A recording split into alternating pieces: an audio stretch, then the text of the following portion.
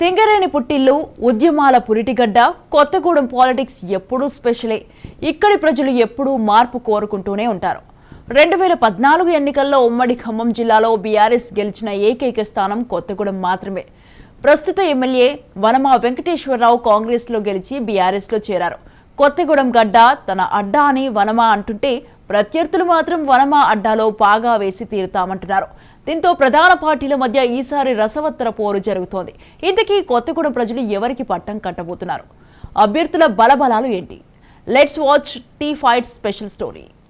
భద్రాద్రి కొత్తగూడెంలో ఏకైక జనరల్ స్థలమైనటువంటి కొత్తగూడెంలో రాజకీయాలు ఎప్పుడు కూడా ప్రత్యేకమే.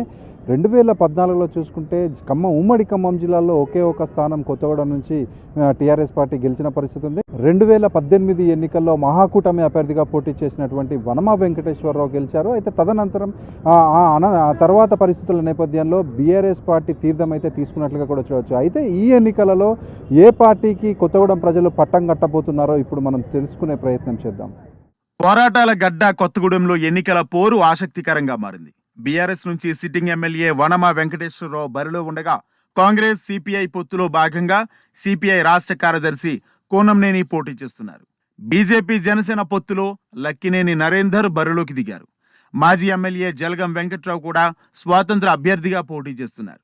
దీంతో కొత్తగూడెం పాలిటిక్స్ మరింత హీట్ ఎక్కాయి. 1978లో ఏర్పడిన కొత్తగూడెం నియోజకవర్గంలో ఇప్పటి వరకు కాంగ్రెస్ పార్టీ 4 సార్లు గెలుపొందగా, టీడీపీ 2 సార్లు, సిపిఐ, బీఆర్ఎస్, జనతా పార్టీ స్వాతంత్ర అభ్యర్థులు ఒక్కోసారి విజయం సాధించారు. కొత్తగూడెం నియోజకవర్గంలో 2,36,000 ఓటర్లు ఉన్నారు. బీసీ ఓటర్లే అభ్యర్థుల గెలుపోటములను నిర్ణయించే అవకాశం ఉంటుంది. ముఖ్యంగా మున్నూరు కాపులు ఎక్కువగా ఉన్న నియోజకవర్గం కావడంతో ప్రధాన పార్టీలు ఆ సామాజిక వర్గం ఓటర్లను ఆకట్టుకునే ప్రయత్నం చేస్తున్నారు. సిట్టింగ్ ఎమ్మెల్యే వనమా వెంకటేశ్వరరావు కొత్తగూడెం నుంచి 4 సార్లు కాంగ్రెస్ అభ్యర్థిగా గెలుపొందారు. ఈసారి కారు గుర్తుపై పోటీలో ఉన్నారు. నియోజకవర్గంలో ఆశించిన స్థాయిలో అభివృద్ధి చేయలేదని ఆయన విమర్శలు ఎదుర్కొంటున్నారు. పోడు భూముల విషయంలో అందరికీ న్యాయం జరగలేదన్న ఆరోపణలు ఉన్నాయి. పట్టణంలో సెంట్రల్ లైటింగ్, రోడ్లు తప్ప జరిగిన అభివృద్ధి ఏమీ లేదంటున్నారు స్థానికులు.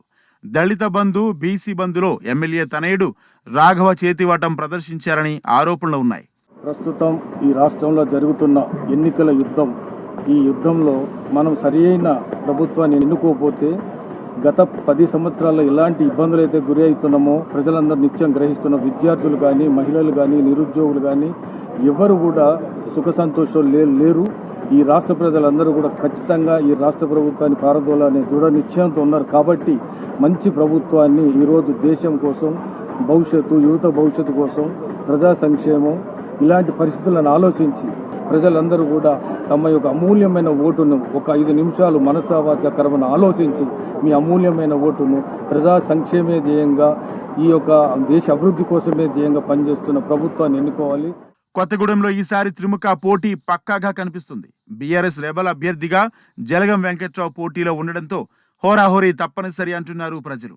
ట్రయాంగిల్ ఫైట్లో బీఆర్ఎస్ నుంచి వనమా వెంకటేశ్వరరావు, కాంగ్రెస్ సిపిఐ అభ్యర్థిగా కోనంనేని సాంబశివరావు, బీఆర్ఎస్ రెబల్ అభ్యర్థి జలగం వెంకట్రావు బరిలో ఉండడంతో రాజకీయాలు చాలా ఆసక్తికరంగా మారాయి.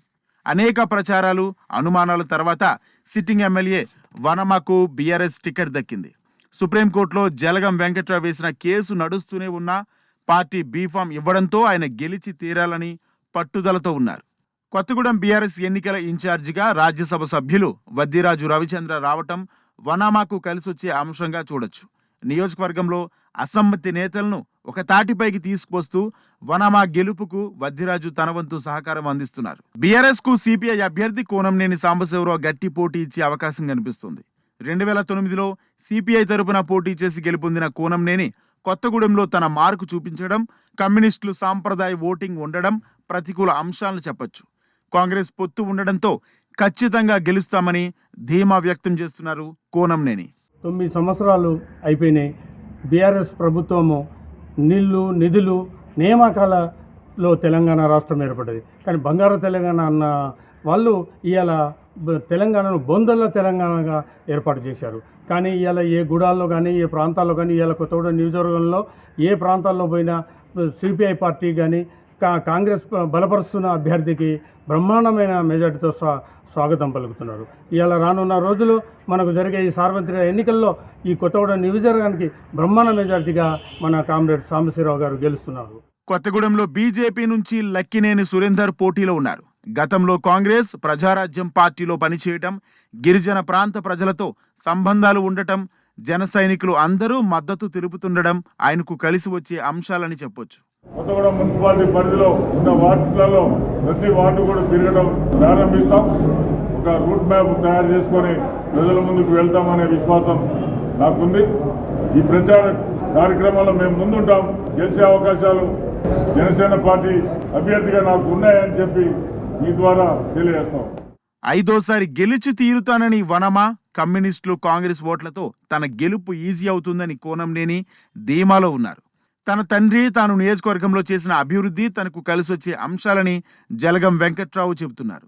మారుమూల ప్రాంతాల నుంచి పట్టణ ప్రాంతాల్లో ఉన్న కాలనీల వరకు ఎవరెవరు ఏం పని చేశారు అనేది గత 10 సంవత్సరాలు వెంకట్రావు రాకముందు పరిస్థితి ఉంది, వెంకట్రావు పదవి కాలం అయిపోయిన తర్వాత పరిస్థితి ఉంది. అందరూ గమనిస్తూనే ఉన్నారు. నేను పెద్ద దాని గురించి చెప్పాల్సిన అవసరం లేదు. రాబోయే రోజుల్లో ఎవరెవరు ఏం చేయదలుచుకున్నారో వాళ్ళ ప్లాన్ ఏంటి ప్రజలకు చెప్పాలా, ప్రజల్లోకి ఆ నమ్మకం కలిగించుకోవాలా. అది ఎవరు కలిగించుకోగలరు అంటే పని చేసిన వాళ్ళు. ఆ పనులు మేము చేశాం కాబట్టి ఆ కలిగించుకోవాలనే నమ్మకం మాకుంది కాబట్టి ప్రజలు మమ్మల్ని ఆహ్వానించారని చెప్పి నేను భావిస్తున్నాను. మొత్తంగా చూసుకుంటే ఈసారి కొత్తగూడెం నియోజకవర్గంలో అయితే ఇటు బీఆర్ఎస్ పార్టీ కావచ్చు, అదేవిధంగా ఇటు కాంగ్రెస్ సిపిఐ పొత్తులో వచ్చినటువంటి కూనంనేని సాంబశివరావు, అదేవిధంగా ఇండిపెండెంట్ అభ్యర్థిగా జలగం వెంకట్రావు కూడా పోటీలో ఉండే పరిస్థితులు కూడా ఉన్నాయి. వీరు ముగ్గురు కూడా పోటాపోటీగా ఈసారి తలపడే అవకాశం కూడా ఉన్నట్లుగా కూడా తెలుస్తుంది. కెమెరామెన్ ఉదయ్తో నవీన్, రాజ్ న్యూస్, భద్రాద్రి జిల్లా.